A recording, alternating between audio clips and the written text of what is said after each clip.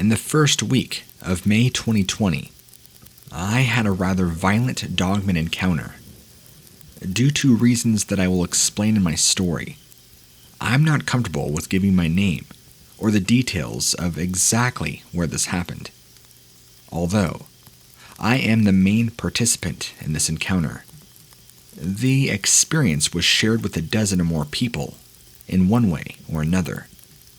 My hope is that one of the others that was there that night, who has more balls than I do, will hear this and be brave to come forward publicly, or at least release some of the pictures taken that night. Here we go. I'm a pretty normal guy, living in the suburbs of Delaware, on the border of southeastern Pennsylvania. I'm a lover of the outdoors, and in the past few years, I have not had the time to really get out into nature like I should, and get my much-needed dose of the natural world.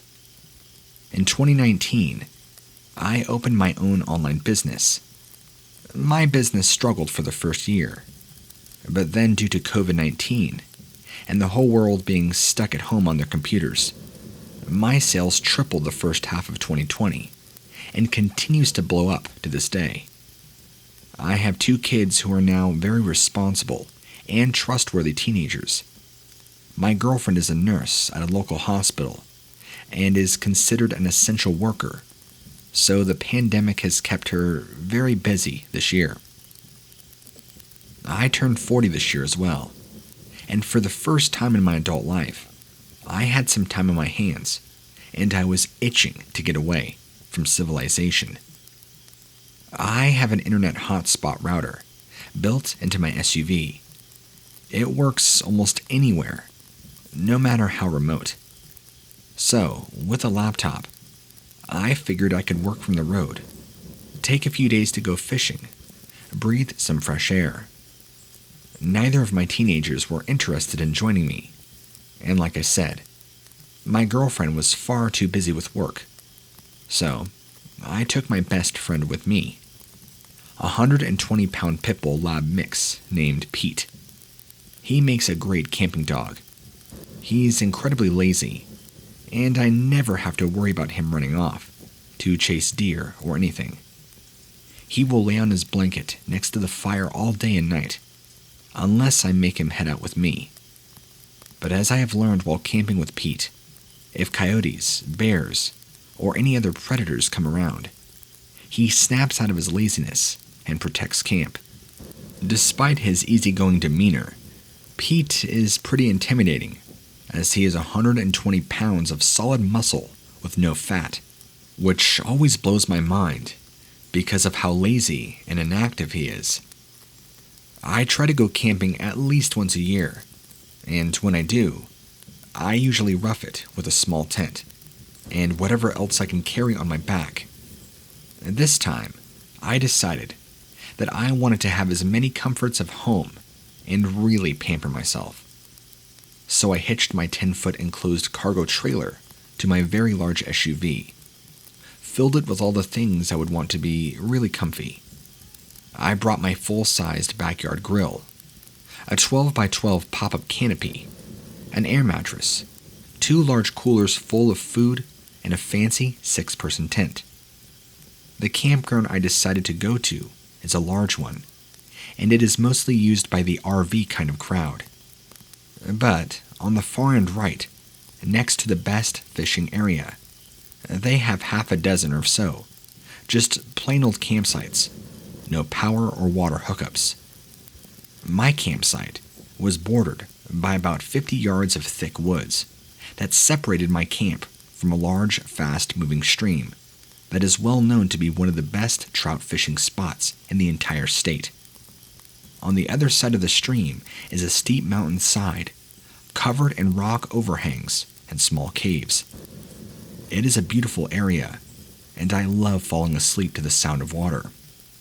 I set up the camp so that my SUV trailer and pop-up canopy make a sort of U-shape and block most of the view into my area from all the rest of the campers. I rented my campsite for a full week, starting on Friday, May 1st, which was the first day that the state opened up the state parks and campgrounds to the public since the pandemic shut down in March. I arrived at the campground about midday on Friday. The place was packed. I spent most of the day getting my campsite set up and getting to know my temporary neighbors, cooking ribeye steaks, burgers, and vegetables on the grill. The weather in central Pennsylvania in early May time is pretty much perfect, so I decided to sleep in the tent each night with Pete and turned my trailer into my mobile office where I kept my computer, internet goods, mailing packages, and even a printer for printing postage. This way, I could work an hour or so each morning, get my orders packed up, and drive 20 minutes into the nearest town once every few days to get my orders shipped out. I remember thinking that I wish I could convince my girlfriend and kids to just sell everything and move into the woods to live, just like this. The weekend was crazy busy at the campground, and the creek was lined with fishermen as far as the eye could see. So, I decided to do some hiking and exploring into the vast surrounding wilderness with Pete, instead of fighting 10 people for the same one fish all day long. It felt great to get out to where I belong, the woods. The only negative was that it rained on and off all weekend while I was hiking. But to be honest, when you camp in Pennsylvania, you should expect to get rained on quite regularly. On the afternoon of Sunday, May 3rd, the campground cleared out fast, and by sundown, there were only a few active campsites left. I had gotten to know the 2 guys in the campsite directly next to mine, so we hung out for a few hours every night while I drank hot tea, and they smoked joints like they were cigarettes. Needless to say, they were always hungry and seemed pleased to have me next door with my full-sized grill and enough food to feed a small army. For the next few days, I worked online, fished the creek, and explored the mountains of the area on foot with my dog. We also liked to just walk around the campground itself, stop to talk with scattered campers who were there during the weekdays. On Tuesday afternoon, a few of them told me about a black bear who had made his way into the more accessible side of the campground and even raided their camps the night before. This had me a little bit concerned because I had a full-sized grill just sitting out in the open at my camp and had been cooking delicious food for days on end. I debated putting the grill inside of my enclosed trailer at night, but sadly, laziness got the best of me, and I left it out. Central Pennsylvania has a rather large black bear population. I was already aware of this. So at night, I slept with a Mossberg Maverick 88 12-gauge shotgun, loaded with double-aught buckshot in the tent with Pete, and just in case a rogue bear posed a danger to us, I had forgotten to pack my Ruger Red Hawk 44 Magnum for hiking. So, while out in the woods, I had to rely on my Smith & Wesson Shield 45 ACP that I already had on my hip when we left home.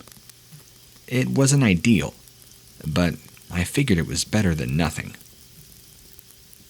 On the night of Tuesday, May 5th, my new friends and I cooked up some delicious barbecue chicken thighs, baked beans, and baked some potatoes wrapped in aluminum foil in my fire pit. They produced a small bottle of vodka as well, and we made a few orange soda spiked drinks to go with our fancy campsite dinner. All the food and drinks combined with too much fun had worn us out a little early, so we parted ways and got ourselves prepared to crash for the night. A night that would prove to be the most terrifying night of our lives. At about 10 p.m., I loaded 4 shells of buckshot into my shotgun, got my tent all squared away, and lie down in the tent with my dog next to me on his bed and blanket. I put some Citizen Journalist news on my phone, put one headphone in my right ear, and kept my left ear clear to listen to my surroundings and to enjoy the sounds of nature. My tent was pitched close to the tree line, with the rear of the tent facing the woods. The noise of the frogs and insects at night was super loud and is kind of like a song that puts me to sleep better than any lullaby ever could. The next thing I remember is waking up, my eyes popping open to some kind of hollow metallic noise outside my campsite. I lie there, perfectly still, with my heart slamming from a quick spike of adrenaline, flooding all my veins. Then a bang. I heard the lid on my grill slam shut. I had stuck a fairly bright solar-powered motion light to the side of my trailer that lit up my small U-shaped courtyard area of vehicles and tents. My tent was facing the open part of the U, and I could see that my motion light was on, and someone, or something, was moving around my camp casting shadows as it went. I looked at Pete to my right. He was still lying down, but his head was up, and his eyes were as big as ping pong balls. He was clearly hearing what I was, but I found it strange that he was silent. It was then that I noticed the usual deafening noise of frogs and insects in the woods behind me. It wasn't there. Then, I heard whatever it was breathing. It was a hoarse, deep breathing that I thought to myself, bear. I could hear it walking around. Thump, thump, thump. And next, I heard it at my trailer, pulling at the side door, trying to get inside.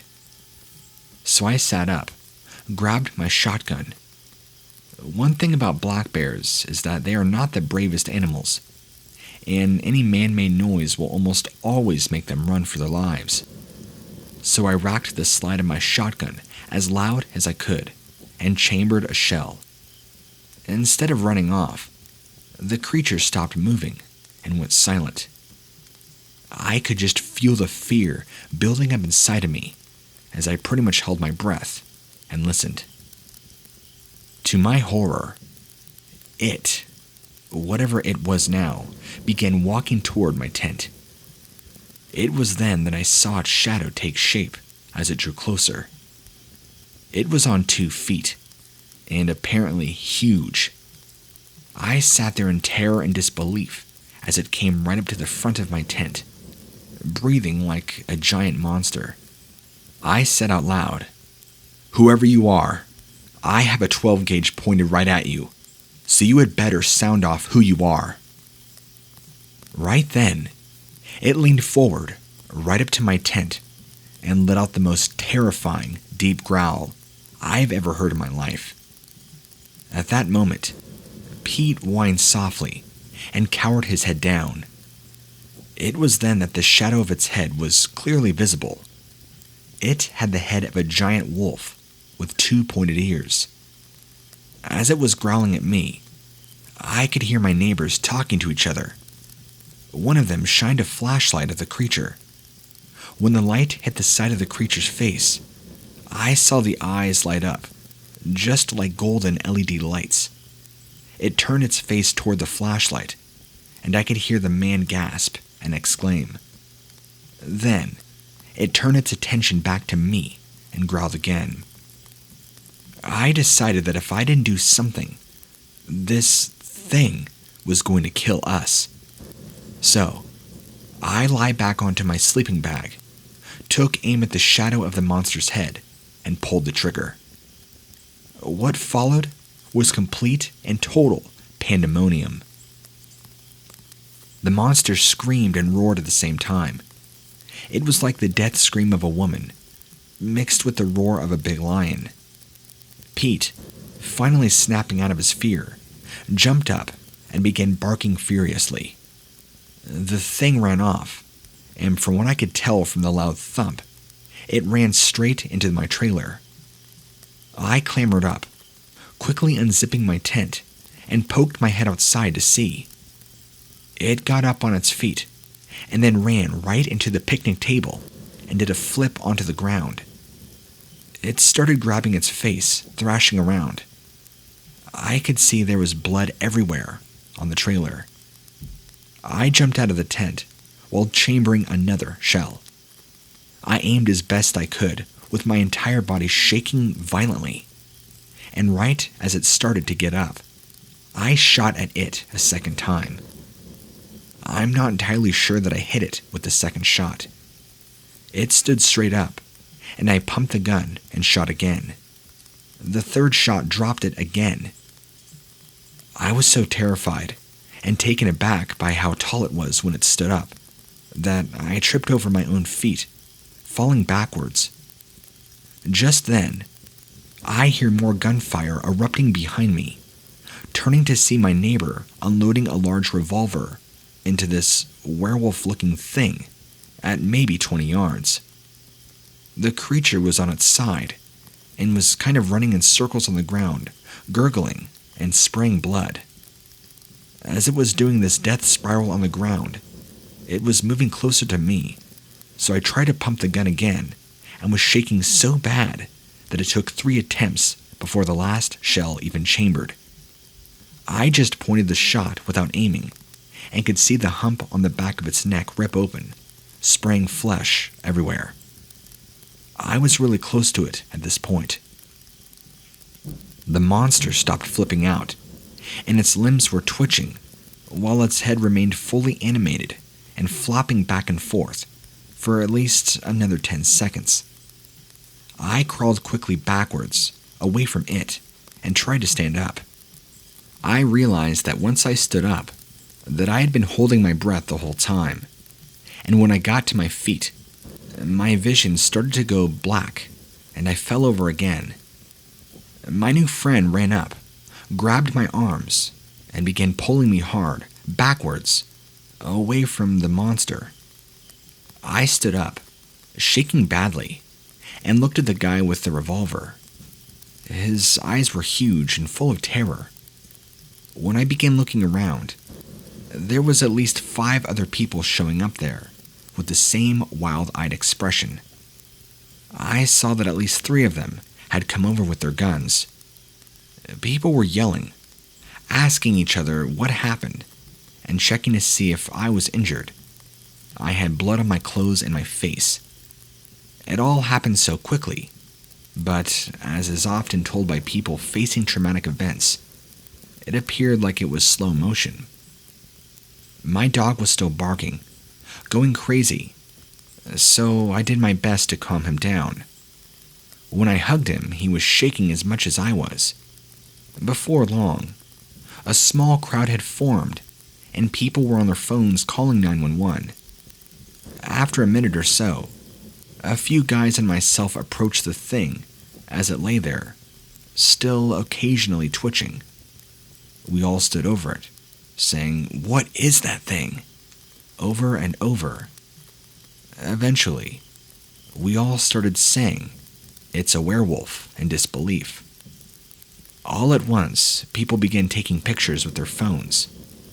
Mine was still in the tent.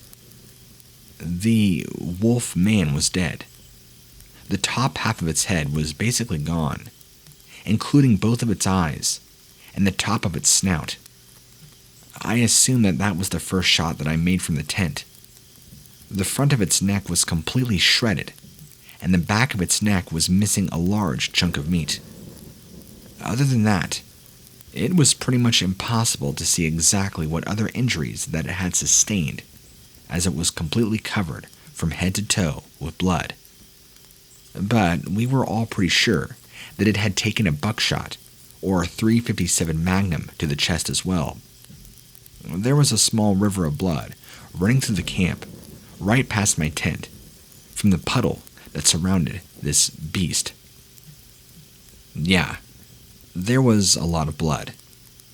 It was on its side, and after a few minutes, we summoned the courage to grab some big sticks and flip it onto its back. It most definitely was a male, as it had a huge set of scrotum and testicles, bigger than my fists. It was huge. We never measured it, but it was longer than any man I had ever seen. It had dog-like legs, weird-shaped paws with a kind of small heel for feet. Looking back, I'm impressed that I was able to balance such a big, heavy body on 2 feet so small. It had a really skinny lower legs, pretty thick upper legs. It had arms pretty much like a human with long fingers that had filthy-looking claws, roughly 4 inches long. I noticed it was missing the top half of a finger from the battle. This thing had a stench around it that was unbearable, like feces, fermented dog urine, and a 3-week-old dead skunk carcass combined into one unpleasant odor.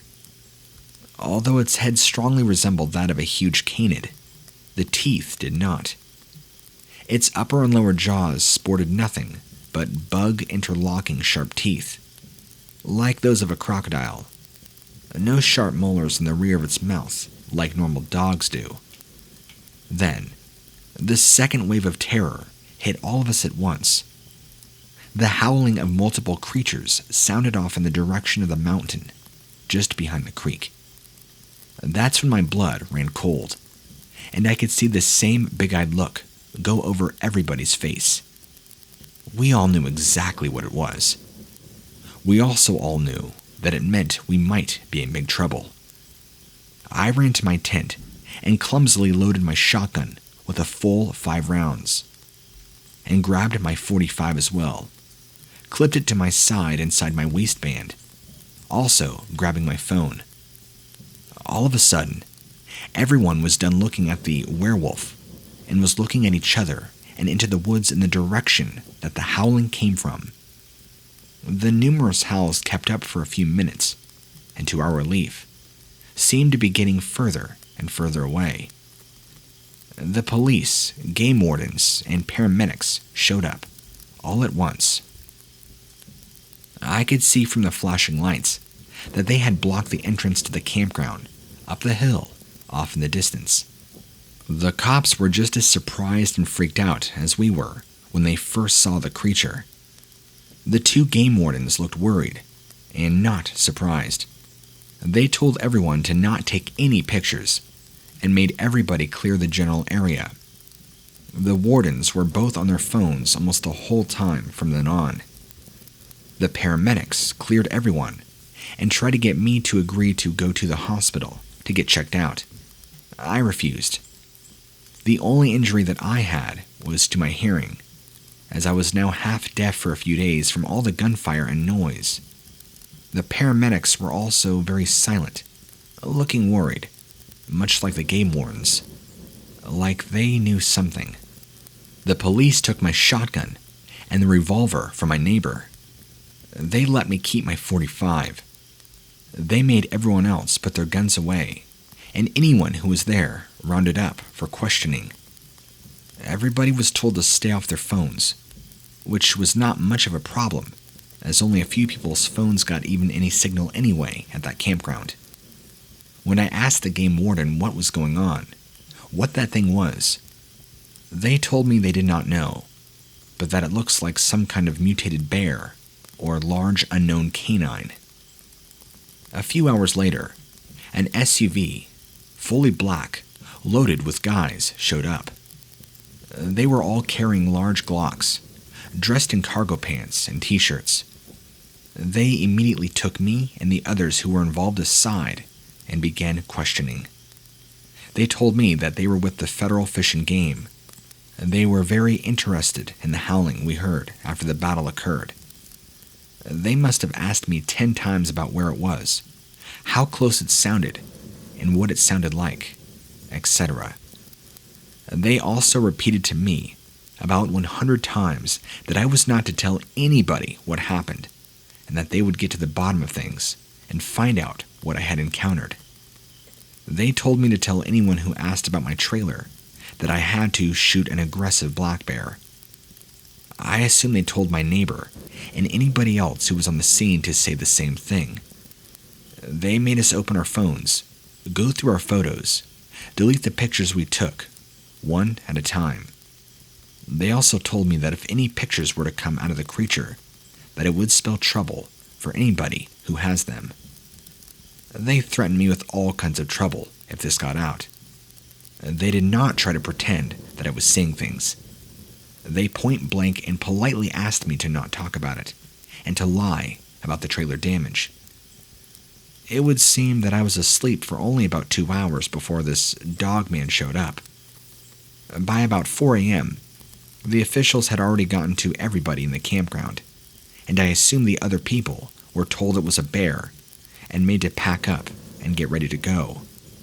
They said it was not safe, and they had to close the campground until they were sure it was fully safe. After the remaining pieces of the Dogman were bagged and tagged in a small fire truck and was brought in, all the blood was hosed off my trailer. Vehicle, the tables, everything else was all hosed off. Then a few guys wiped down my trailer and vehicle with soapy water. Regular old duct tape was put over the holes in my trailer, and they took my tent, bloody clothes, bloody slippers, as evidence, along with my shotgun. Right before I left, they gave me back my shotgun, wiped down and unloaded. They told me to fill my tank at the closest town and to drive straight home without stopping once. They were serious. They repeated this 3 times. Since all of this, I have learned everything I can about what I encountered. I listened to Dogman and Wolfman encounter stories day and night, and that is how I came across your channel. I figured it only made sense to reach out to you. I am amazed that the authorities are able to keep such a noisy event with so many witnesses under wraps. I have been searching for anybody who came forward or anything about the campground closing in the news. Nothing. I don't even know if anybody's been silenced. Look, I'm not interested in putting myself out there to the public. Truth be told, I'm almost as scared as the agents as I am the Dogmen. But all in all, they seem genuinely concerned for my well-being. I have some advice for anybody who decides to camp overnight in the wilderness of Pennsylvania. Bring some decent firepower with you, and your dog, too, if you've got one.